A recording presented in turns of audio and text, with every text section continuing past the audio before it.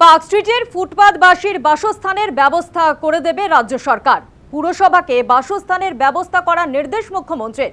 মঙ্গলবার জনতার দরবারে মুখ্যমন্ত্রী দ্বারস্থ হন ওই পরিবার।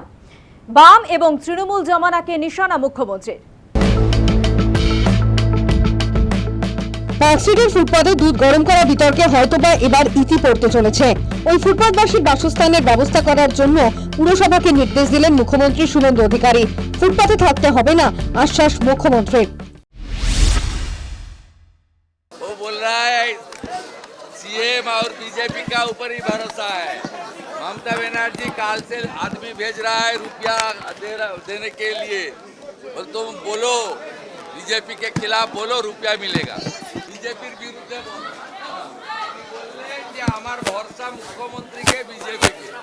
আমি বললাম আমি কর্পোরেশনকে বলে দেবো আপনার থাকার ব্যবস্থা হয়ে যাবে। পার্ক স্ট্রিটের ফুটপাতে স্টোভ জেলে দুধ গরম করা নিয়ে প্রতিবাদ জানান পুরমন্ত্রী অগ্নিমিত্রা পল। সেই ঘটনায় বিতর্ক ছড়ায়। সোমবার প্রাক্তন মুখ্যমন্ত্রী মমতা বন্দ্যোপাধ্যায় ওই পরিবারের বাসস্থানের ব্যবস্থা করে দেবে বলে জানান। কি করেছেন আপনারা? একটা ছোট্ট দুধের শিশু, তার মা গরিব হতে পারে, গরিব হওয়া কারো অপরাধ নয়, দরিদ্রদের পাশে না দাঁড়িয়ে মা দুধ ফোটাচ্ছে বাচ্চার জন্য, তার থাকার জায়গা নেই, সে অসহায়। অসহায় মানুষের থাকার ব্যবস্থা তো করুন। আমরা তো অনেক নাইট শেল্টার করেছিলাম।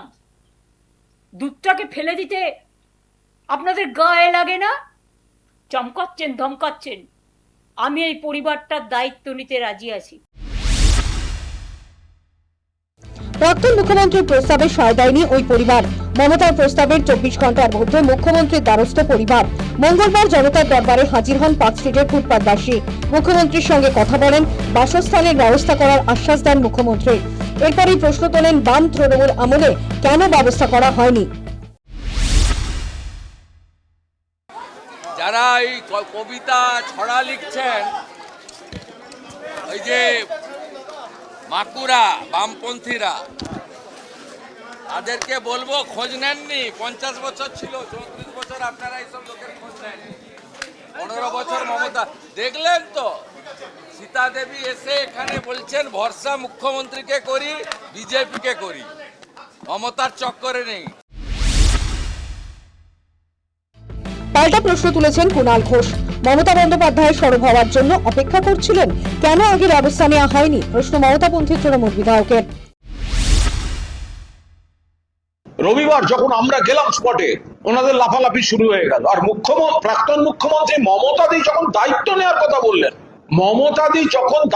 নেওয়ার কথা বললেন সোমবার, তারপর মঙ্গলবার তাদের পুলিশ দিয়ে তুলে এনে এখনকার মুখ্যমন্ত্রী বলছেন আমরা এই করব, সেই করব, তাই করব। মমতাদি বলার পর ঘুম ভাঙলো। যা করছেন আপনারা একটা অমানবিক মুখ দেখাচ্ছেন সরকারের।